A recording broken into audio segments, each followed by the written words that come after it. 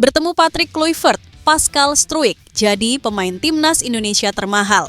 Kabar tak enak Ragnar Oratmangoen bakal senasib dengan Nathan Jo Aon. PSSI upayakan Sidoarjo jadi tuan rumah kualifikasi Piala Asia U23 2026 usai bela timnas Indonesia. Nathan Jo Aon mulai rutin main di Swansea City. Bangganya Erick Thohir, lihat timnas Indonesia lewati prestasi Vietnam dan Thailand. Asisten pelatih timnas Indonesia, persiapkan Emil Audero debut lawan Cina.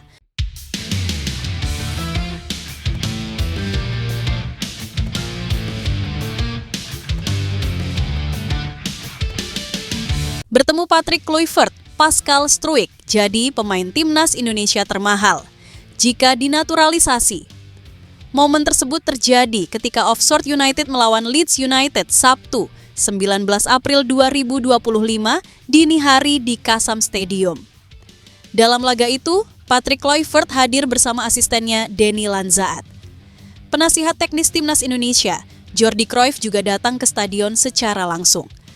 Wajar laga Oxford United versus Leeds United tersebut dihadiri oleh Patrick Kluivert, sebab ada satu pemain timnas Indonesia yang berlaga, yaitu Ole Romeni. Bak sekali dayung 2-3 pulau terlampaui, Patrick Kluivert juga bertemu salah satu pemain keturunan Indonesia yang punya kualitas grade A, adalah Pascal Struijk yang juga hadir di stadion dalam laga itu. Pascal Struijk sendiri adalah pemain dari Leeds United, tapi ia tak main karena cedera. Bek 25 tahun tersebut hadir di tribun stadion dan tempat duduknya berdampingan dengan Patrick Kluivert. Hal menarik muncul karena ia tetap mengikuti rombongan timnya meski laga tersebut merupakan pertandingan tandang. Biasanya pemain cedera tidak ikut dalam laga tandang, sehingga kehadiran Struijk ini menimbulkan spekulasi. Apalagi nama Pascal Struijk sendiri memang telah lama dikaitkan dengan potensi bergabung ke skuad Garuda. Ia merupakan pemain berdarah Indonesia Belanda yang memiliki kualitas mumpuni sebagai bek tengah. Di musim 2024-2025, Struijk tampil mengesankan bersama Leeds United dengan torehan 5 gol dari 35 laga sebelum mengalami cedera. Pemain yang lahir di Belgia tersebut juga membantu klubnya dominan sebagai pemuncak klasemen divisi Championship. Jika benar Pascal Struijk bersedia dinaturalisasi dan membela timnas Indonesia, ia akan menciptakan sejarah. Pascal Struijk bakal menjadi pemain termahal bagi skuad Garuda, sebab nilai pasar pemain berusia 25 tahun tersebut sangat tinggi. Saat ini memang pemain termahal di tim Merah Putih dipegang oleh Mees Hilgers dengan nilai pasar 167 miliar.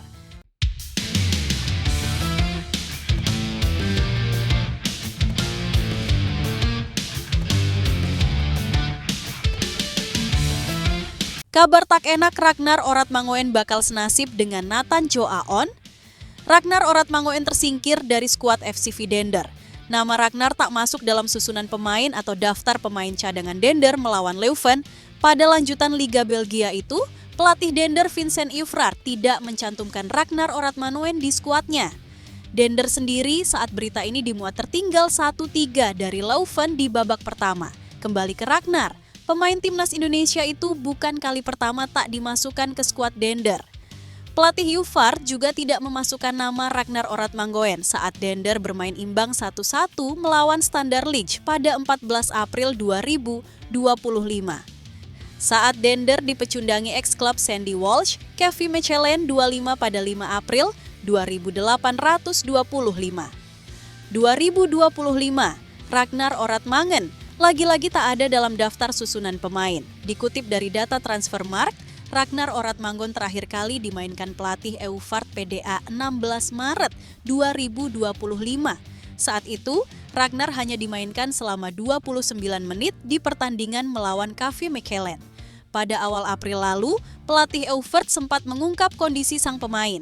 Menurut pelatih Dender itu, Ragnar dalam kondisi sakit tapi bukan cedera. Ragnar Oratmangoen masih diragukan tampil karena sakit pada pekan ini, kata Vincent Uffraert. Pada saat pertandingan kualifikasi Piala Dunia 2025 melawan Australia, Ragnar sempat dikabarkan alami cedera ringan. Namun Ragnar kemudian dimainkan Patrick Kluivert saat timnas Indonesia menang 1-0 dari Bahrain di Stadion Utama Gelora Bung Karno. Minimnya menit bermain Ragnar Oratmangoen tentu bisa jadi masalah untuknya dan timnas Indonesia. Padahal di musim ini, Ragnar cukup berkontribusi di level klub. Ragnar Oratmangoen tercatat sudah bermain 20 pertandingan dan mencetak 1 gol untuk Dender.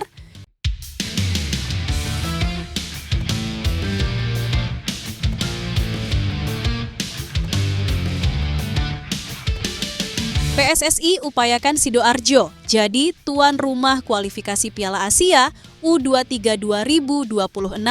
Gerald Vandenburg pimpin timnas U23 Indonesia. PSSI memutuskan untuk mengajukan bidding untuk menjadi tuan rumah kualifikasi Piala Asia U23 2026. Kabar tersebut diumumkan langsung oleh PSSI pada Sabtu, 19 April 2025. Dalam hal ini, PSSI mengajukan Stadion Delta Sidoarjo, Jawa Timur sebagai venue pertandingan. Sebagai informasi, AFC akan menentukan tuan rumah kualifikasi Piala Asia U23 2026 pada akhir bulan ini. Sementara itu, untuk kualifikasi Piala Asia U23 2026 akan dimainkan pada tanggal 1 hingga 9 September mendatang. Saat ini, PSSI sudah mengajukan bidding sebagai tuan rumah dan menyiapkan Stadion Gelora Delta Sidoarjo, Jawa Timur sebagai venue pertandingan. Tulis PSSI kualifikasi Piala Asia U23 2026 dijadwalkan terlaksana pada 1-9 September 2025, Timnas U23. Indonesia nantinya dipimpin oleh Gerald Vandenburg. AFC akan memutuskan tuan rumah kualifikasi Piala Asia U23 2026 pada akhir April mendatang. Proses drawing akan dilakukan bulan Juni nanti.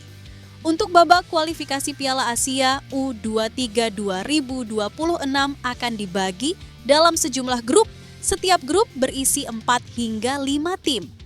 Putaran final Piala Asia U23 2026 akan dimainkan di Arab Saudi pada tanggal 7 hingga 25 Januari 2026. Timnas U23 yang ditangani oleh pelatih Gerald Vandenburg akan melakukan persiapan dengan baik demi raihan hasil terbaik di ajang tersebut, tulis PSSI.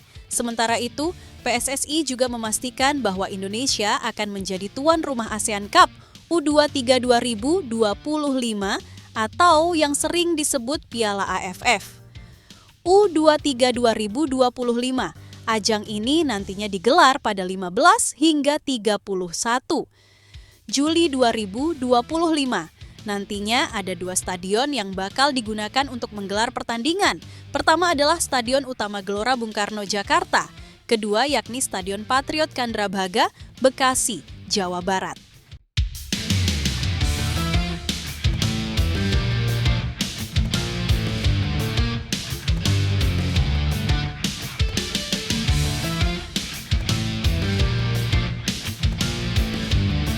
Usai bela timnas Indonesia, Nathan Jock Aon mulai rutin main di Swansea City.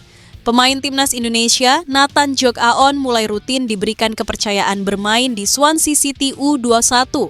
Nathan Jock Aon diboyong oleh Swansea City dari Excelsior pada Agustus 2023 silam. Sayangnya pemain yang bermain di bek kiri tersebut jarang mendapatkan kesempatan bermain.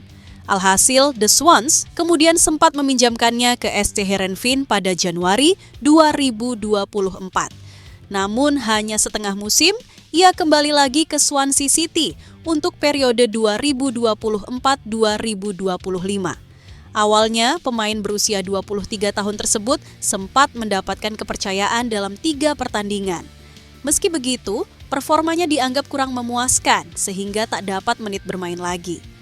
Walau jarang mendapatkan waktu main di klubnya, pemain kelahiran Rotterdam ini tetap dipanggil Patrick Kluivert ke timnas Indonesia pada Maret 2025 lalu. Nathan Jock Aon pun dimainkan ketika timnas Indonesia tumbang 1-5 atas Australia di kualifikasi Piala Dunia 2026. Akan tetapi, di laga selanjutnya melawan Bahrain, Nathan Jock Aon tergusur dan hanya duduk di bangku cadangan. Nah, sepulang dari memperkuat timnas Indonesia, Nathan Tego Aon kembali ke klub. Alih-alih bertahan di tim utama, ia tergusur ke kelompok umur U21. Meski begitu, pemain 23 tahun tersebut mulai rutin diberikan kepercayaan bermain. Tercatat di bulan April 2025 ini, pemain yang berposisi asli sebagai bek kiri tersebut sudah tampil 3 kali bersama Swansea City U21. Pada 8 April 2025, Nathan Joe Aon bermain bersama Swansea City U21 melawan Wigan Athletic U21. Sayangnya dalam pertandingan itu, Swansea City mengalami kekalahan 1-3 dari lawannya. Nathan Joe Aon kemudian diberikan kepercayaan lagi saat klubnya melawan Hull City U21 pada 15 April 2025. Hasilnya pemain timnas Indonesia tersebut membantu klubnya meraih kemenangan dengan skor 1-0. Teranyar, Nathan Joe Aon kembali dipercaya bermain sebagai starter ketika Swansea City U21 melawan Bristol City U21 pada 18 April 2025. Pertandingan tersebut berlangsung sengit. Nathan Joe Aon kembali membantu The Swans Junior menang dengan skor 4-3 dari lawannya. Meski tampil di tim junior, tentu hal ini menjadi modal bagus untuk Nathan Joe Aon daripada tidak sama sekali. Jika mampu tampil konsisten, bukan tak mungkin dirinya bisa dikembalikan ke skuad utama Swansea City. Selain itu, menit bermain cukup penting bagi seorang pemain agar tetap memiliki match fitness. Kemungkinan besar, pemain 23 tahun tersebut masih akan dapat panggilan dari Patrick Kluivert ke skuad Garuda pada Juni 2025 mendatang. Timnas Indonesia sendiri memiliki jadwal 2 pertandingan pada Juni 2025 dalam ajang kualifikasi Piala Dunia 2026. Pertama, tim Merah Putih bakal melawan Cina di kandang sendiri, yaitu Stadion Gelora Bung Karno, Jakarta. Sedangkan laga selanjutnya adalah tandang menghadapi Jepang yang merupakan tim terkuat di grup. 2 laga tersebut akan menjadi penentuan apakah timnas Indonesia bisa melaju ke ajang Piala Dunia 2026.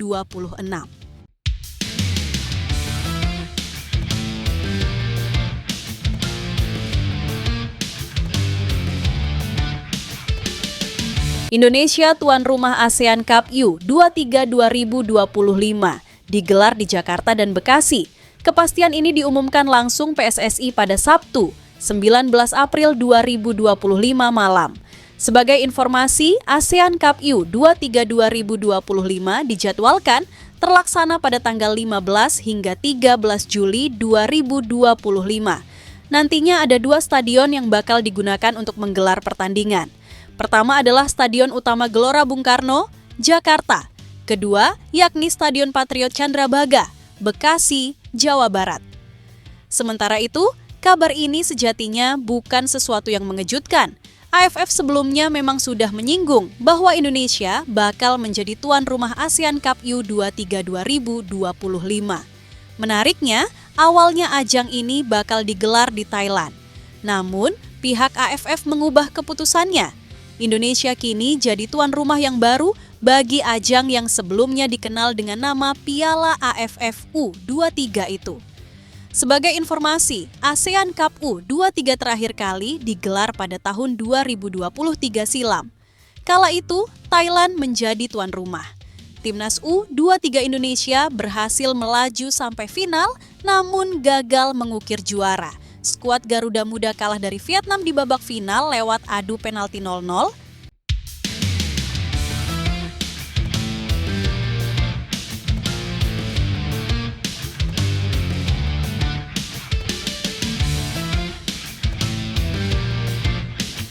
Bangganya Erick Thohir, lihat timnas Indonesia lewati prestasi Vietnam dan Thailand.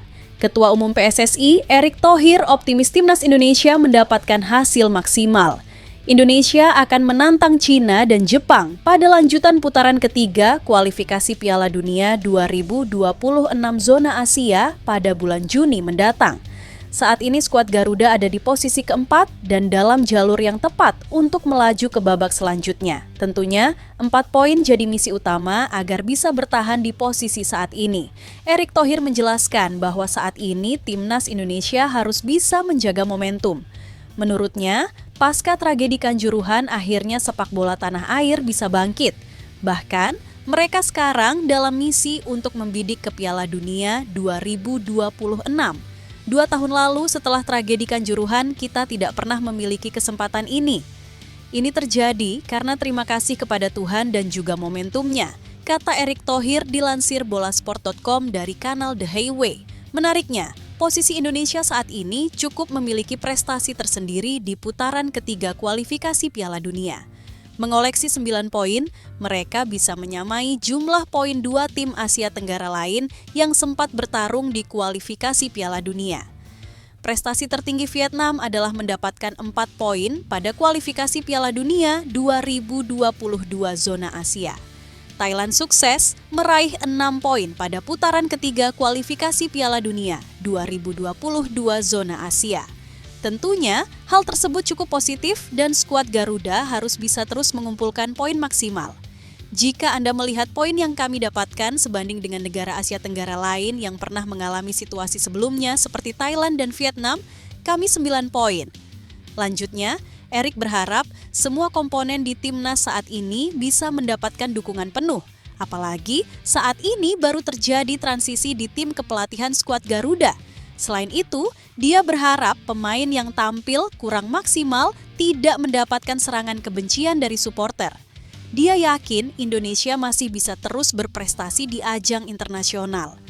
Kita harus mengucapkan terima kasih, rendah hati, tapi sekali lagi bekerja keras tentu saja, tapi jangan hancurkan impian kebersamaan tim.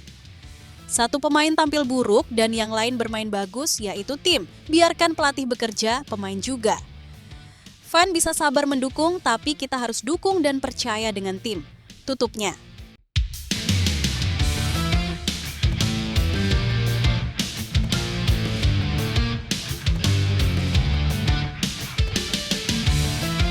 Asisten pelatih Timnas Indonesia, persiapkan Emil Audero debut lawan Cina. Emil Audero berpotensi debut ketika Timnas Indonesia melawan Cina pada 5 Juni 2025 mendatang. Bahkan asisten pelatih skuad Garuda sudah memantau performa kiper kelahiran Mataram ini. Hal tersebut diketahui dari unggahan Sjoerd Woudenberg yang mengunggah aktivitasnya di media sosial. Sjoerd Woudenberg merupakan pelatih kiper Timnas Indonesia. Ia berkunjung ke Palermo. Kabarnya mantan pelatih kiper Dewa United tersebut tak sendirian. Sjoerd Woudenberg datang bersama Alex Pastoor yang merupakan asisten Patrick Kluivert di Timnas Indonesia. Sementara itu, Emil Audero sendiri tengah bersiap menghadapi pertandingan antara Palermo versus Carrarese Calcio pada Senin, 21 April 2025. Tentu, staf pelatih skuad Garuda akan memantau perkembangan kiper 28 tahun tersebut. Pasalnya, pemain kelahiran Mataram ini berpotensi dipercaya sebagai penjaga gawang utama Timnas Indonesia melawan Cina. Maka dari itu, Emil Audero bisa debut bersama tim Merah Putih jika dirinya terbebas dari cedera. Adapun Emil Audero sejatinya tidak dalam performa terbaik di musim ini. Sejak bergabung ke Palermo, ia sudah kemasukan 14 gol dalam 278 pertandingan, 9 pertandingan kiper yang lahir di Mataram. Indonesia tersebut baru mencatatkan 2 nirbobol. Apalagi dirinya juga baru terbuang dari klub utamanya yaitu Como yang mentas di Serie A Italia. Ketika masih bermain di Como, Emil Audero tampil sebanyak 8 laga dengan total kemasukan 18 gol. Hadirnya 2 staf pelatih Timnas Indonesia tersebut tentu untuk memantau performa kiper 28 tahun ini.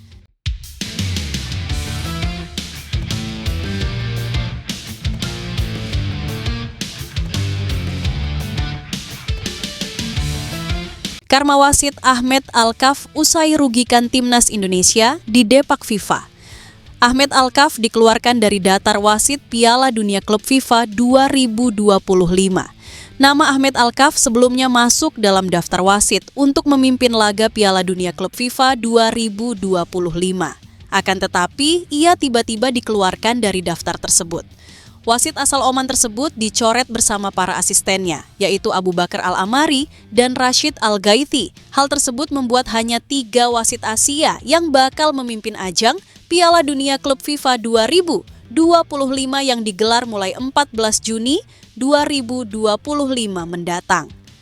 Nah, 3 wasit Asia yang akan bertugas di Piala Dunia Klub FIFA 2025 adalah Ali Reza Fagani, Salman Falahi, serta Ilgiz Tantashev.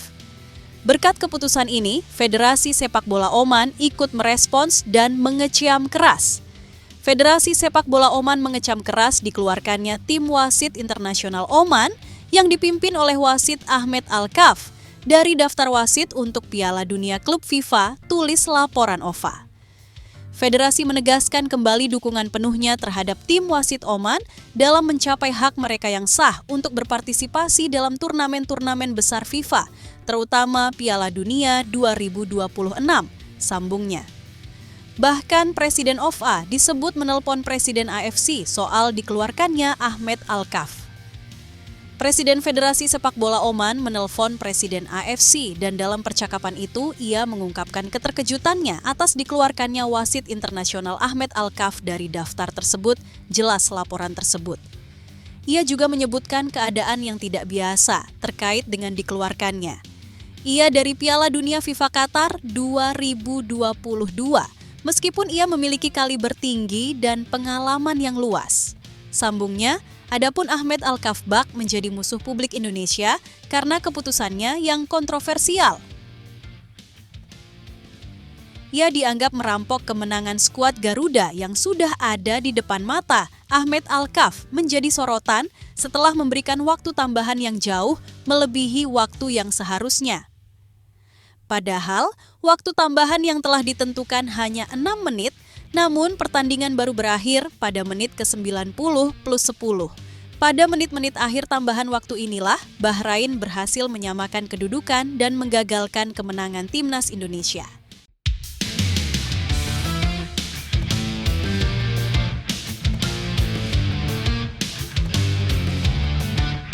Mirip status Maarten Paes, pemain keturunan 6,08 miliar ini eligible jadi kiper pelapis ketiga timnas. Memiliki status yang sama dengan Maarten Paes, pemain keturunan ini ternyata eligible untuk menjadi kiper pelapis ketiga timnas Indonesia.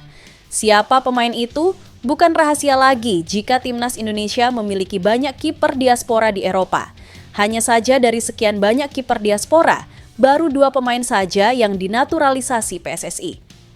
2 kiper diaspora yang dinaturalisasi itu adalah Maarten Paes dan Emil Audero Mulyadi. Keduanya saat ini menjadi kiper andalan bagi skuad Garuda. Uniknya, 2 kiper top ini memiliki status yang berbeda, di mana Maarten Paes adalah keturunan Bleachers, sedangkan Emil Audero keturunan WNI dan lahir di Indonesia.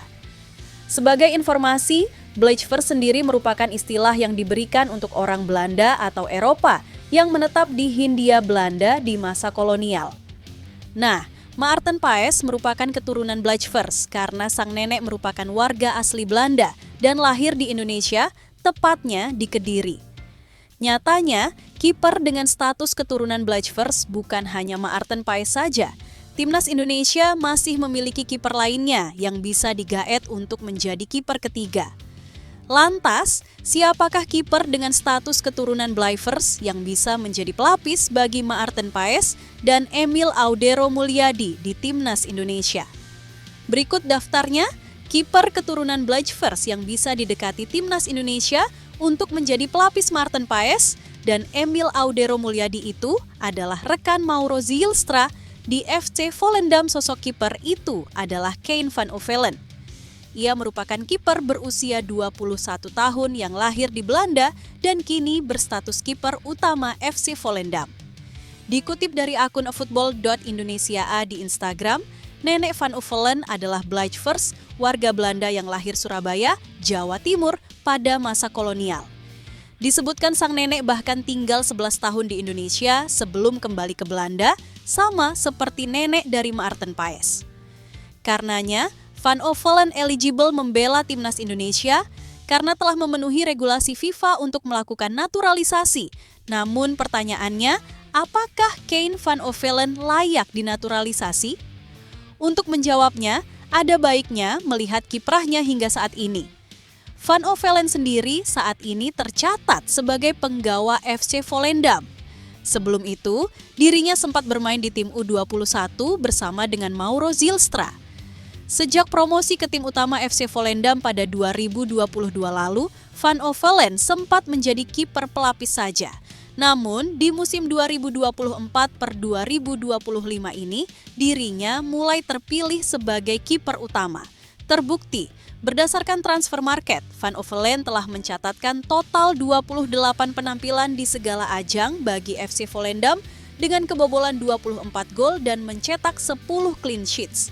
Berkat catatan tersebut, Van Ovelen berhasil membawa FC Volendam promosi ke Eredivisie 2025-2026 dan membuat klub-klub top Belanda mulai mengincarnya.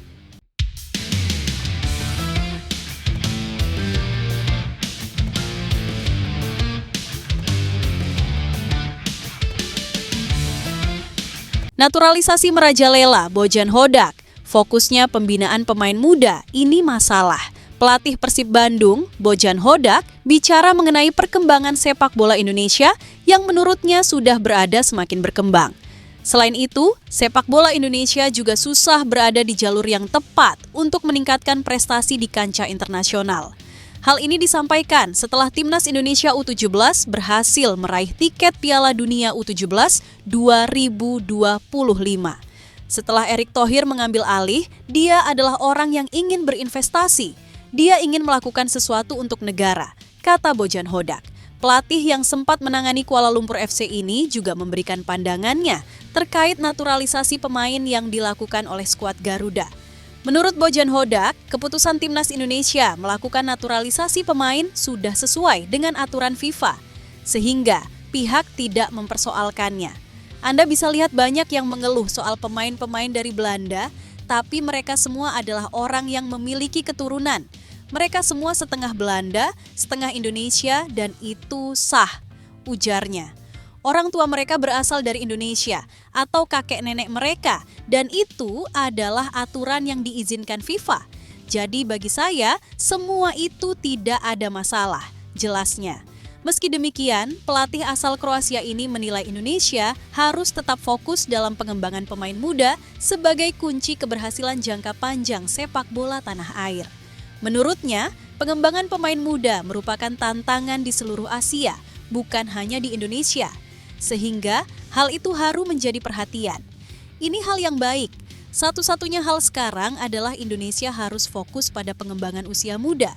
Ini adalah masalah seluruh Asia, bukan hanya Indonesia, ujarnya.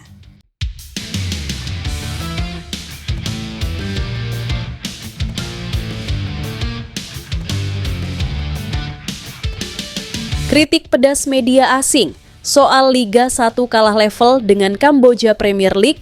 Kondisi ini membuat media asing kasih kritik pedas. Merujuk pada data peringkat Liga di kawasan ASEAN, Liga 1 saat ini berada di posisi ke-6 dengan 18.653 poin. Peringkat pertama masih dipegang oleh Thailand, 54.873, disusul Malaysia, 40.039, Vietnam, 35.038, Singapura 29,405 dan Kamboja 19,562. Capaian ini menunjukkan bahwa Liga 1 masih tertinggal, bahkan dari negara yang secara historis memiliki sepak bola lebih kecil dari Indonesia. Salah satu media asing dari Vietnam, vtcnews.vn, dalam ulasannya menyebut kondisi ini sangat miris jika dibandingkan dengan capaian Timnas Indonesia. Meski Timnas Indonesia maju pesat, Liga Profesional Indonesia masih stagnan, sebut media Vietnam tersebut seperti dilansir suara.com, masih dari sumber yang sama. Jika merujuk pada rumus penilaian dari AFC, Kamboja Premier League diprediksi akan melaju meninggalkan Indonesia. Melesatnya Kamboja Premier League tak lepas dari sepak terjang dari klub Svayrieng FC yang pada musim ini mencapai final AFC Challenge League. Ini adalah pertama kalinya dalam sejarah sepak bola Asia bahwa klub Kamboja berhasil mencapai final turnamen kontinental. Ulas vtcnews.vnd AFC Challenge League musim ini, Svay Rieng FC berhasil mengalahkan wakil Liga 1 Madura United. Kekalahan ini menurut media Vietnam jadi titik balik kompetisi Liga 1 kalah dengan Kamboja Premier League. Doka Federasi Sepak Bola Kamboja mulai serius menggarap kompetisi lebih profesional. Pada 2018, pihak federasi menetapkan aturan bahwa klub yang bermain harus memiliki stadion sendiri sebelum musim 2019 bergulir. Sejak dimulai sebagai liga profesional pada tahun 2005, total 36 klub sudah berkompetisi di liga ini. 6 klub dinobatkan sebagai juara dengan Phnom Penh Crown memenangkan gelar sebanyak 7 kali. Posisi Liga 1 Indonesia yang kini berada di bawah Kamboja dalam peringkat kompetisi sepak bola Asia Tenggara memicu keprihatinan dari Ketua Umum PSSI, Erick Thohir Dia. Ia menegaskan bahwa reformasi sepak bola nasional tak bisa dilakukan secara sepihak, melainkan memerlukan pergerakan serempak di semua lini.